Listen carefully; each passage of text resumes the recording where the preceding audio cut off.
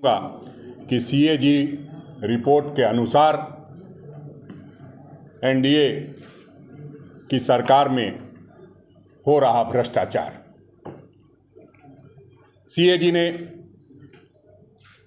मोदी सरकार के कई घोटालों का पर्दाफाश किया है, जिसमें 7-8 मुख्य हैं। Bharat Mala project, Dwarka express, Ayushman Bharat, Ayodhya development project, toll में लूट, HAL पर विमान इंजन की डिजाइन प्रोडक्शन में खामियों पर का गंभीर आरोप, ग्रामीण विकास मंत्रालय आप साथियों का जो लगातार हमारी आवाज़ को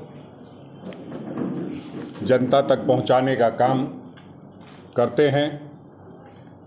विशेष धन्यवाद आप झारखंड के साथियों का जो लगातार निष्पक्ष तरीके से अपनी बातों को, हमारी बातों को जनता तक पहुंचाते हैं। इसलिए हमने ये तय किया कि झारखंड में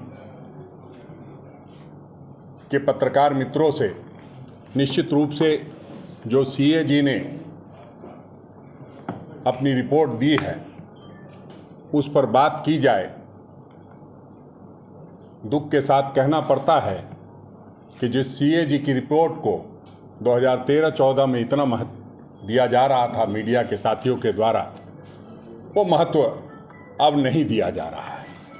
तो आपके माध्यम से लोगों का ध्यान आकृष्ट कराना चाहूँगा और इस बात के साथ अपनी बात की शुरुआत करूँगा कि सीएजी रिपोर्ट के अनुसार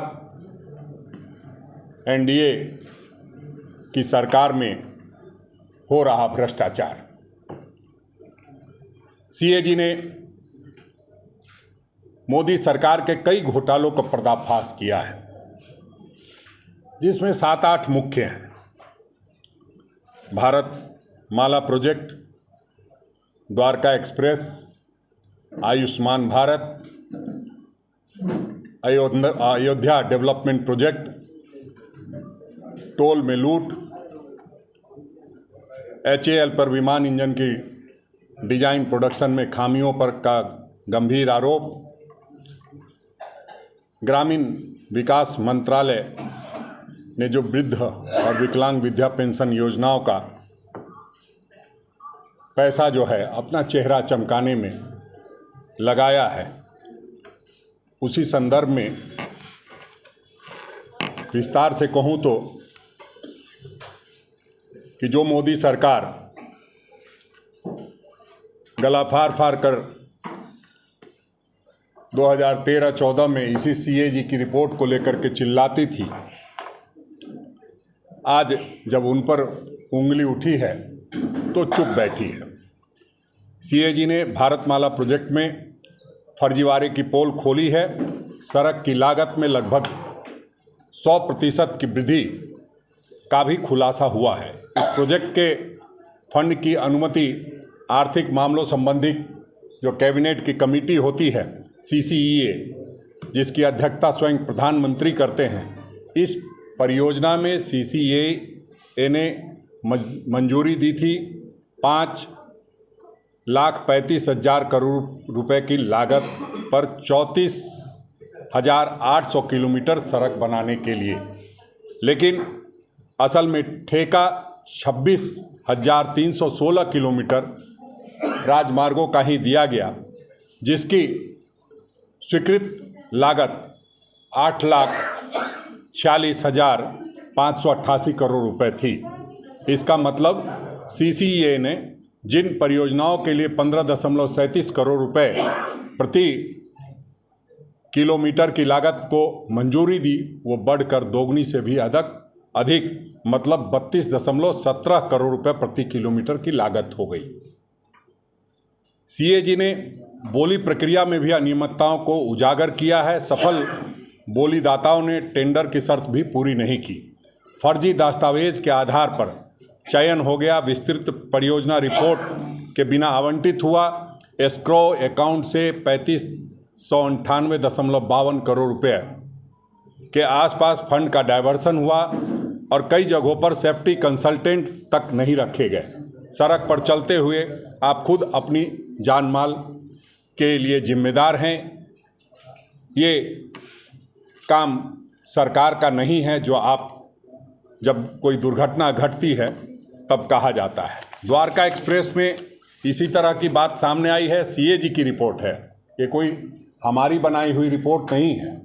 सीएजी की रिपोर्ट में कैसे सड़क बनाने की कीमत 250 रुपये प्रति किलोमीटर पहुंच गई, उसका भी विस्तार से जिक्र किया गया है। स्वीकृत लागत 18 करोड़ रुपये प्रति किलोमीटर की थी, उसको 250 करोड़ रुपये प्रति किलोमीटर पहुंच गई। तो इसका मतलब ये हुआ कि 14 गुना उसके लागत में वृद्धि हुई। और ये हम कह सकते हैं कि महंगाई की मार की वजह से नहीं होगी, क्योंकि महंगाई भी मोदी सरकार की ही मार है, लेकिन महंगाई की वजह से इतनी बढ़ोतरी नहीं हो सकती है। निश्चित रूप से कमीशनखोरी और भ्रष्टाचार के कारण ही ये बातें हुई होंगी। टोल में लूट आप देखते हैं, आप तो टोल जहाँ भी है वहाँ टोल प्लाजा के आप भुक्तभोगी रहे होंगे, किस तरह से व्यवहार किया जाता है पैसे को लूटने के लिए, वो किसी से छुपा नहीं है। और उसका नतीजा ये सामने आया है कि NHAI ने गलत तरीके से CAG ने कहा है कि 132 करोड़ रुपए की वसूली की है। तो इस तरह से फिर जो सबसे बड़ी योजना लागू की गई थी आयुष्मान भारत, आयुष्मान भारत के लिए जो चीज़ें सामने आई है, जो धांधली हुई है, जिसमें मृत लोगों को जीवित दिखाकर भुगतान किया गया है। एक ही नंबर से 7.5 लाख लाभार्थियों के जुड़े होने का फर्जीवाड़ा भी उजागर हुआ है। 9999999988888888 इस तरह के नंबर से रोग भुगतान किया गया है। उपचार के दौरान 88,760 रोगियों की मौत हो गई, पर उनकी मौत के बाद